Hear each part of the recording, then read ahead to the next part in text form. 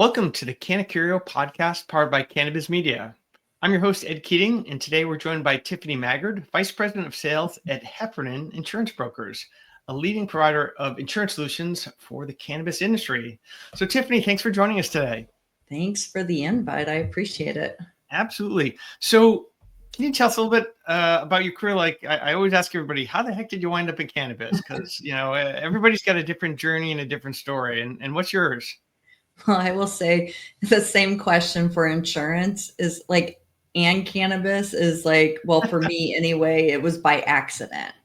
So, when I started with Heffernan 16 years ago, I didn't even understand that was a possibility, but God had plans for me. And so I'm super happy to be part of Heffernan. But regarding cannabis is once cannabis became legal in Missouri, when it was voted in 2019, I started, kind of getting these signs. Like my neighbor was applying for a license. We had an attorney friend that was involved. And all of a sudden I'm like, Heffernan has a cannabis niche out of our Southern California office and in Northern California. And I was like, this might be something good to tap into. And so I kind of dove in pretty deep with cannabis and started to participate in industry events and just really understanding the coverages that's needed in the cannabis industry.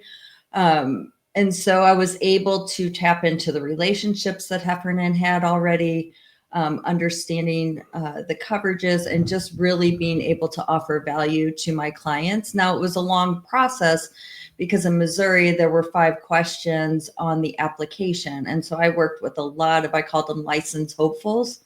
Yes. And so we completed letter. I mean, I spent hours and hours and hours completing these applications with the purpose, like, hey, if you get the license, you'll place the insurance with me.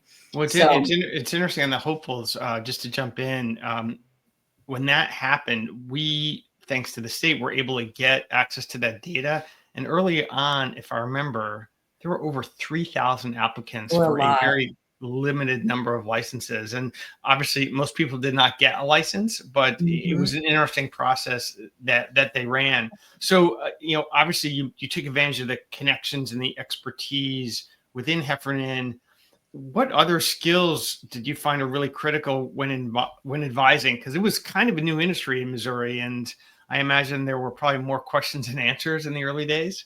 There were a lot more questions than answers. And I will say that insurance tends to take kind of a little bit of a back seat with new license holders because, they're looking at the build out and they've got a long laundry list of things that they need to complete. And insurance is kind of like a check the box, And so basically what I had to do is come in and just offer kind of the passion to make sure that I was protecting my clients and making sure that they had the best and broadest coverage.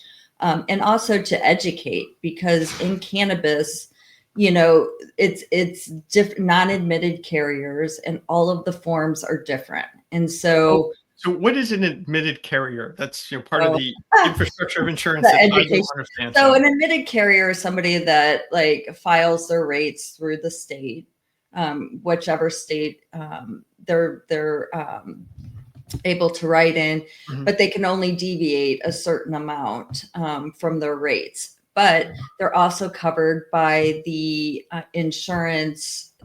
In the state, they've got a kind of a guarantee fund where, if the carrier becomes insolvent, then you can report your claim and there should be funds available to pay out a claim. Now, it rarely happens. Carriers don't really go insolvent. In my career, I've seen it happen twice, 2 or 3 times, and some in the cannabis industry in the beginning.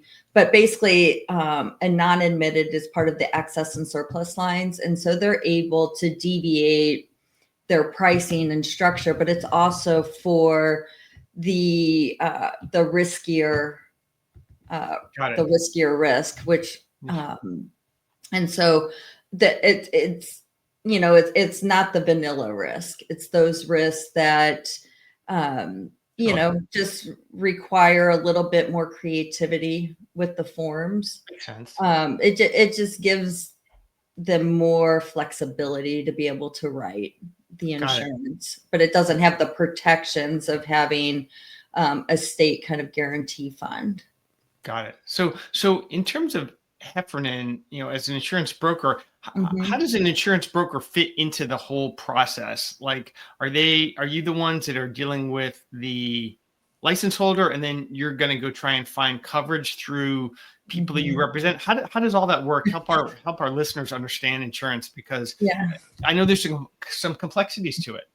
There are, and basically, as a broker, we're the middleman, and so we are working with the license holder, but then we're also working with the carrier, and each one of those relationships are as important as the other. At the end of the day, our priority is our client, but we also have to protect the carrier as well, because we Yeah. need the carrier to stay in business and be able to have a profitable year, so they can continue to write in the cannabis space. And so that's super important. And again, each carrier offers different forms. So our job is also to educate the license holder, the insured, so they understand what's covered and what's not covered, because there are a lot of exclusions on a cannabis form. And so you just have to kind of learn the nuances of each carrier and understand the client and make sure we meet, where we can provide them with the best coverage. Like, for instance, like a manufacturing company, some carriers don't like the volatile gas, you Yeah. Right. know, but they're okay if you're doing the solventless. So it's just kind of understanding which carriers make the most sense for each, for each insured, and it's different. Well, you right, know right. So from an activity standpoint, I'm glad you brought up manufacturers, because we have an insurance client out in Colorado, longstanding, and one of the things he asked us to do was try and find out what kind of extraction types are these manufacturers doing, and it was exactly what you Yeah. said. He wanted to know who's using the volatile versus the non, because it's going to be different. But I was curious, in terms of license activities. Um, you know, which ones are most prevalent in the insurance you write? And we've got the value chain from, let's say, grow to Mhm. manufacturer to stores, and maybe there's delivery in there depending on the state. But do you cover all that? Do you cover ancillary businesses as well in the cannabis space? Yep, absolutely. Yeah, we've got access to write anything from, your labs to cultivation, manufacturing, retail, security. I insure some of the kind of the alarm installers. Oh, great. So we're looking at, from the technology standpoint. So yeah, there are a lot of ancillary coverages. I would say I focus a lot on the actual licensees, because I think I can really add value. And it's Yeah. important to me is when I sit down with a new client, I make sure that they understand what's being insured. So on a property policy, it's so much more than, hey, how much cannabis do you have on site? But it's like, are you renting the building? Or do you own the building? Do you have a triple net lease? The tenant improvement and betterments. Do you want to insure your build out? And then the difference between like a business personal property and manufacturing and equipment. So, and sometimes those get crisscrossed, but you want to make sure you have your values in the right bucket. So if you do have a claim and it's triggered, then you will have, it insured properly. Right. Same Right. thing with business income. It's kind of understanding, just because you insure something at a higher value doesn't mean the insurance carrier is going to pay out that value. Huh. So, Yes. so in terms of the types of policies, I'm not familiar, but I can imagine some of them are, liability, product liability, Mhm. crop insurance. Like, what are some of the types of coverages that we see in cannabis that might be different than other industries that you guys write for? Well, I would say, crop is a big one because each carrier looks at, the value of the plant. And each carrier kind of has a different value of the plant. But then if you think about it, you're insuring the plant, right? But if you lose a plant in a pre-flowering stage, technically that plant at that level may be worth $25. But at the end of the day, if that plant is fully harvested, it has a different value. And so that's something I work with my clients with as well is, okay, here's a plant value, but what's the difference between the wholesale value? And we try to take that into consideration as well to make sure we're getting a full picture and the correct value of crop insurance. Yeah, it's sort of like looking at the inventory as to what stage it's in. Like if it's in the nursery versus if it's in the grow room versus if it's harvested, those are each going to have a different sort of intrinsic, maybe even extrinsic value. Interesting. Huh. Yeah. And a lot of people don't think that way.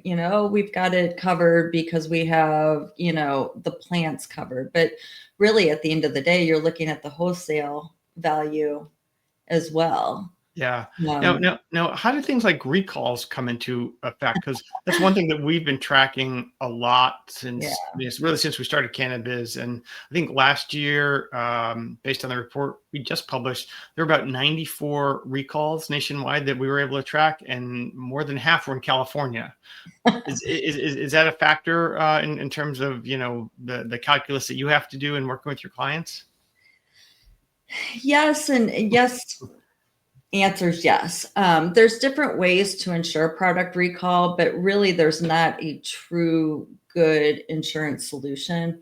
On a lot of the package, they'll have like a product withdrawal expense, but that just covers the expense of taking that product that needs to be recalled off the shelf and destroying it. So it may be overtime, transportation costs, postage, but it doesn't actually cover the product. Now, there is a carrier that will write product recall that does, in fact, insure the product that is recalled, but there's a price tag on it. It's not affordable to a lot of operators. It may be to a full vertical or some MSOs that want to protect, the actual cannabis, product that they are that they do have to destroy. We had an instance here in Missouri where we had a manufacturer that was selling distillate to a lot of operators. And so the operators did not know that they were buying, distillate that wouldn't pass, compliance. And so it was, I think it was like over 60,000 products were recalled, and it hit a lot of different operators in Missouri. But at the end of the day, they just lost money because there was no way to recuperate that unless it came from the manufacturers. Now, a lot of the manufacturers did refund or work out some type of structure at the retail level. But overall, it's just not a, not a good scenario. And I felt awful because I had a lot of clients that were affected by that. And, at the end of the day, it's not fair. But, obviously the insurance carriers are kind of carving that out because they don't want to be responsible for, technically, if it's not compliant, it's illegal. Right. Good point. Right. By state regulations. And so, but if you're buying or, it's one thing if you're the one and you're kind of cutting corners. Yeah, you don't deserve anything. But, if you're selling that distillate and it's going into, that probably affected almost everybody. Wow. That's remarkable. Now, sort of moving beyond some of the risk and risk management and looking onto almost more of the operations on the insurance side. One of the things I was curious about is sort of how data analytics is transforming the way that you guys assess and price cannabis risk. There's so much data available. We all hear these stories about these, grow facilities that are essentially, managed on an iPhone with hardly any employees. Like, do you guys have access to any, data that helps you, get good insight into the companies and facilities that you insure? That would, I mean, that would be more on the carrier side because they're doing the pricing. I will tell you, carriers they have warranties on their policies. And so with the warranty, you may have to have smoke detectors in a grow room, or your C1D ones, need to be in compliant and feel verified. There's a lot of different warranties. Your vault can't be on an exterior wall. And basically what they're doing is, as the carriers are getting these claims, they're kind of being like, ooh, that could have been prevented if, the vault wasn't on the exterior wall. So they're starting to put these extra parameters on there, but that's also to protect the insured and protect the carrier on that. So, but looking at it, when I first started, and I would even go back before I was even in cannabis, there were very few carriers that were writing cannabis. And so basically it was a piece of paper. They were just kind of paying money. And if they had a claim, they didn't want to turn it in because they didn't want to get their insurance canceled, because they had to be compliant. They had to have insurance. And so now, there's claims data. So, it was kind of like, how do we price it? And so you can't price anything without having the experience. And now that the cannabis industry has been around, I don't know, 15 plus years, but, more active, a lot more licensees out there, we are seeing claims, and I've seen quite a few claims with my insureds. They've all been paid out. Nothing's been declined. So carriers are active, in, analyzing these claims and trying to understand and risk mitigate, but also trying to help the insureds, set up a safe operation by creating these warranties. Well, that makes sense. And to your point about, having the data, that's the world I live in, that can really provide a lot of insight. So, before we're talking about, the role of AI and different things, is that starting to make its way into the, cannabis insurance space, or maybe the general insurance space? Because there's so much data in the insurance field. I would imagine that it's a ripe field to sort of train a model on. Yeah, I think we're getting there. Like Heffernan, we've got our own AI model. We use some resources as well that will help us analyze some data. And I think we're at the beginning stages of it. But Heffernan, we're always about investing in the technology that's going to help our insureds. And so I know that we're looking into some AI functions. Cool. Personally, AI scares me a bit, but I love that it helps me in helping my clients. But yeah, I think that will be coming on more. I think the data will be more impactful as these AI tools, because we're seeing those integrators or disruptors, I guess, coming in and trying to, add that value and make everybody's job easier. So I'm excited to see how AI is going to help, because I think it's going to help us, kind of compare policies and forms with each other to simplify it a little bit. But, overall, that kind of is what I'm doing now, so that actually can bring people up to a different level, just being able to help. But you have to have that passion to want to make sure your insureds are protected in doing so. So AI, it's there. But I think that's with insurance as a whole, not necessarily for cannabis. Yeah. But the data point is definitely an interesting one. Like, as I mentioned before, we just did a study on the almost 2,500 violations that occurred last year. And we dug down into, well, which states did they occur in? Which ones had fines levied against them? What categories got, noticed the most, which varied greatly based on state. And I know that if I took those thousands of violations that we have and fed them into an AI large language model, we'd probably come up with some pretty interesting insights. So, we're exploring that as well, because you may learn things that you wouldn't find just by going through them sort of the old-fashioned way. So, no, I think that's super interesting. And the claims data. I mean, we've had some really wacky claims. I mean, there was let's hear one. Tell us a good one without and thankfully these weren't my clients, but we've had a claim out in Oregon where they were in kind of a more of a distressed area. One employee working at closing time, 3 armed gunmen came in and they, one employee, but they're like, get out. And, he's like, take whatever you want.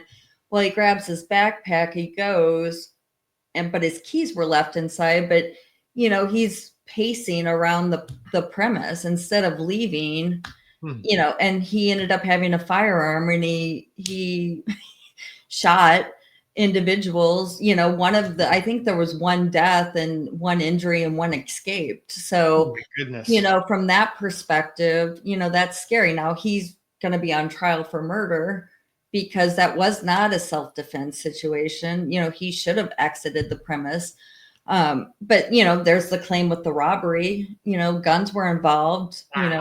Would the carrier pick that up? I mean, then you look at like on a cyber claim, a lot of, you mentioned this earlier, a lot of the operators are using a phone, to control when the nutrients, go in, the watering, there's so many things that you can do by a computer app.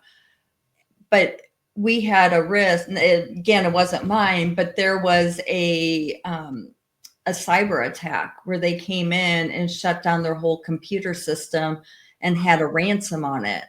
So, by the time they got the money or solved the ransom, they had lost their crop. Well, that's triggered by cyber. So even if you have crop insurance, it wouldn't be triggered because it was a cyber attack that caused the loss of the crop. So, there's some things like that. I mean, in everywhere, I was going to say in Missouri, but everywhere, there's the most common is, somebody stealing a car and driving it into a dispensary, or mainly dispensaries, but they can, get into the building and, they get in and steal product and get out. And these are stolen cars being picked up by a stolen car. And it's a whole operation. Yeah. Wow. Wow. Yeah. There's been quite a few claims out there, equipment breakdown. It's just, there's so much out there. But I will say as well, it's like looking at it from a vault perspective. I've had several clients that it was accessed. One was with a butter knife and one was ramming through the door. So it's really important, and everything passed regulations. They were compliant, but the way that you're just not looking at some of those like small details, the lock, the magnet lock wasn't strong enough. It was, they rammed the door in, whereas if it was opening outwards, that's something that couldn't happen. So it's those small little things as well. And that's what I try to do with my new clients, especially in the new markets that they're just starting out, is let's send over what the vault warranties are. Let's send over what the manufacturing warranties are. So when you're in that build out stage, don't put your vault on an exterior wall, or, it needs to be this fire resistant, so it's going in and also helping educate, because that's a big part of what we do. It's just not a transaction. We want to make sure that you're operating in a safe environment, you're protecting your assets. And so at Heffernan, we offer, an HR portal, which is awesome for new operators because they can download an employee handbook. Yep. Makes they sense. have policies and procedures. I've got clients that use training. and you can use it on your mobile app. So there's just little ways that we try to help. We try to get a third party to come in on a cultivation or manufacturing just to confirm that they're, operating in a safe manner. Yeah, it seems like it's a great way to mitigate the risk. You're not just writing the policy to one and done. I mean, it's really that ongoing relationship, hopefully to get the renewal of the insurance policy, but also to make sure that they're protected. Now, just sort of digging into the area of like trends and customer segments. What is the cannabis insurance space like? The reason why I ask is that I track every quarter where we're seeing licenses and how that has changed. So nationally, grow licenses are declining. Manufacturing licenses are flat and stores are increasing. And that's basically because you've got places like New York coming online, adding lots of stores, and Oklahoma is getting rid of all their licenses, and that's shrinking the whole market nationally. Yeah. But what about insurance carriers or insurance brokers? Do you see a lot of people coming in? Is it people rushing out, or is there really no change? I would say it's stabilized. Yeah.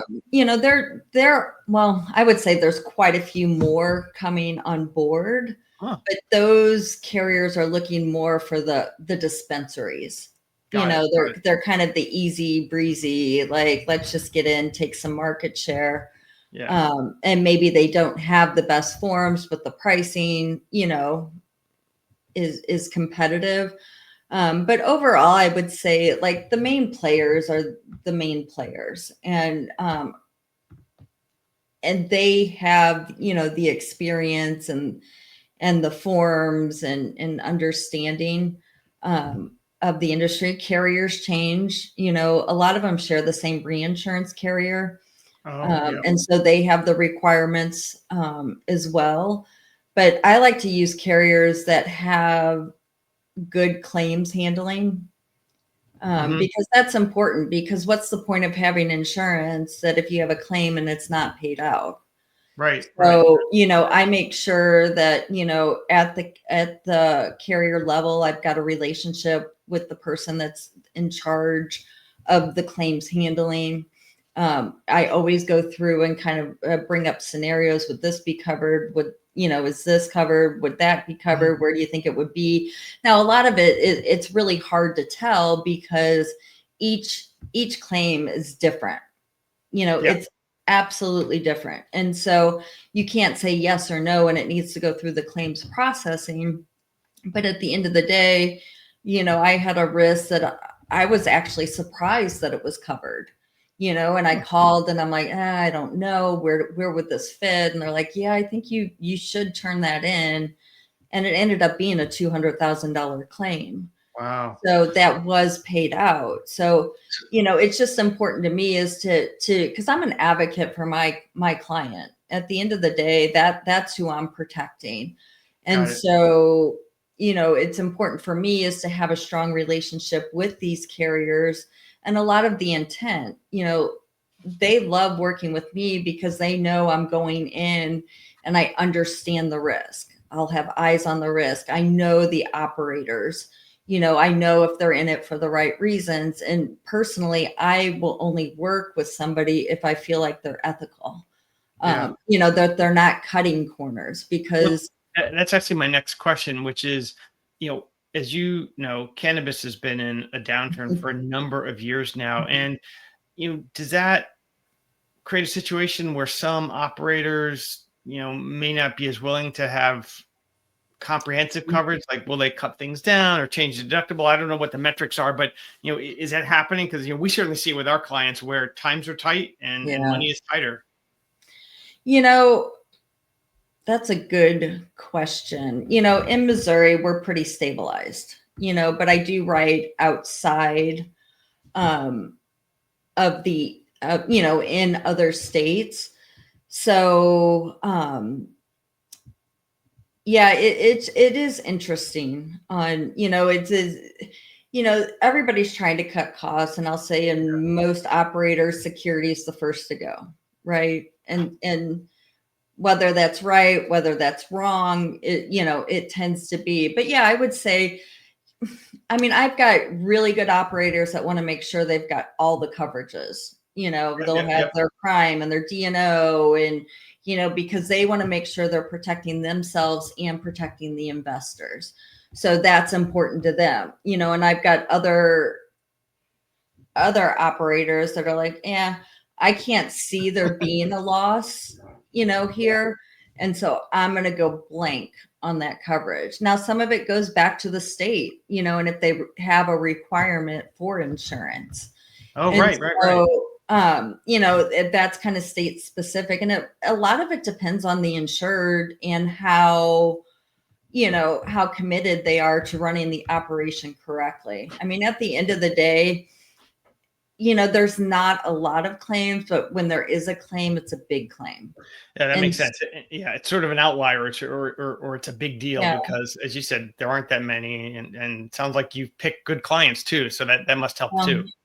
I make an effort to do that. If I'm talking to somebody and I think, I feel like they're a little sketch or like they're going to cut a corner here, or, I try to step back and just because I've got a relationship with the carrier as well. So, and I need to keep that relationship strong, but also ethically, I don't want to work with somebody that's not going to run a good business. It's just, It's not good business to do that personally.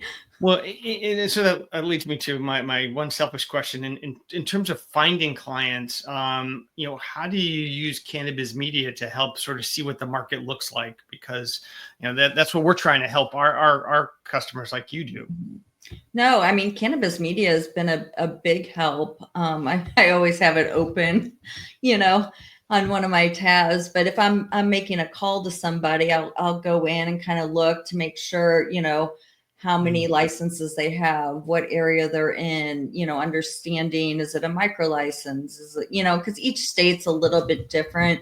Yeah. But a lot of it's just understanding as well is how many licenses are out there and, who are the decision makers and how do I get in contact with them, and then we can, reference that and put them as, part of a program. I have a database of a lot of operators through the whole country that I like to send out, some educational material. It's just something that's going to educate.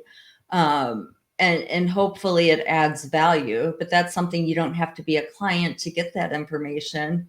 We just want to make sure as a whole that, information is getting out there and cannabis operators can use that, or they don't have to use it. But, we just want to make sure we're helping to make a better industry. Excellent. Well, I'll send you some of that background on that white paper that we did on the recalls and violations, because that may be useful insight for you to provide to your clients. Yeah, we love that. I mean, and again, I don't try to bombard my, prospects and clients, but at the same point, there's a lot of information out there, and there's a lot of information coming from different places. What I'm excited about, and I don't know if I can just put the little plug in for, MoCan just had an outing in Kansas City, and they had a panel on putting the medicine back into cannabis. And so, you start off, each state pretty much starts off as a medical. And so you focus on, helping, inflammation and sleep and, chronic syndromes. But then once it becomes recreational, there's no difference. The products are, you go in, you hope your bud tender knows what works best, right? Let's not forget about hemp. Yeah, exactly. Delta 8, Delta 9, et cetera. So yeah. And so, it's just making sure that, of really putting the focus back on medical.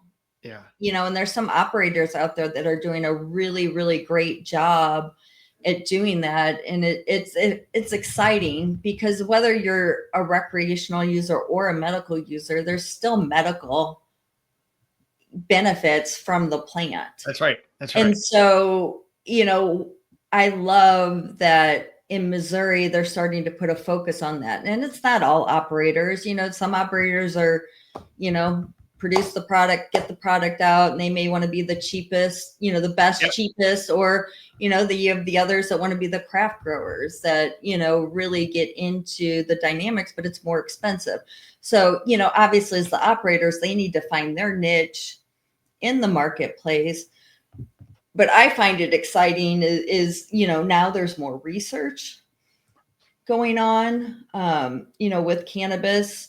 It still needs to grow significantly more. But that's exciting to me is getting back to the medical component and really helping those that can be served. A lot of those in senior living communities or the elderly, that's intimidating, is to understand what products are going to help you or work for you. So I don't know, that excites me. Well, that's good. Well, Tiffany, it's really been a pleasure talking with you today. Where can our listeners learn more about Heffernan and access your team's resources? Well, our website is heffins.com. And if you /cannabis, it goes to our cannabis page. Personally, you can reach me at, 636-489-0191 or Tiffany M at heffins.com. Yeah, if I can help any of your listeners, I would be more than happy to. I just feel like cannabis is not cannabis, but insurance is just kind of a last minute check the box. And then, so it's really good to get in that first year with a broker, whether it's Heffernan or not, is to make sure you're set up correctly. Because if you're set up correctly from the beginning, that could create less pain in the future. Absolutely. It seems like it's not just, as we talked about before, it's not a transaction, it's a relationship. And with all the work that you all do in sort of the research, handholding, and risk mitigation, training, et cetera, you can really make a license holder's life a heck of a lot easier. So it's a lot easier. And I know a lot of my clients appreciate that attention and being able to walk through and understand what is being insured. But I'll tell you, I do a lot of policy comparisons. And there's just some you're like, ooh, it's like, oh my gosh, please let me help you. And hopefully I'm able to. But yeah, I mean, I've got a lot of really wonderful stories about how I've been able to help insureds, get out of some sticky situations and, get them the coverage that's actually covering their risk, but also reducing the premium. If you're with the wrong carrier, it's just not a good situation. Got it. Well, thank you for that great advice to end on. And thank you for joining us today, Tiffany. Thank you, Ed. I appreciate it.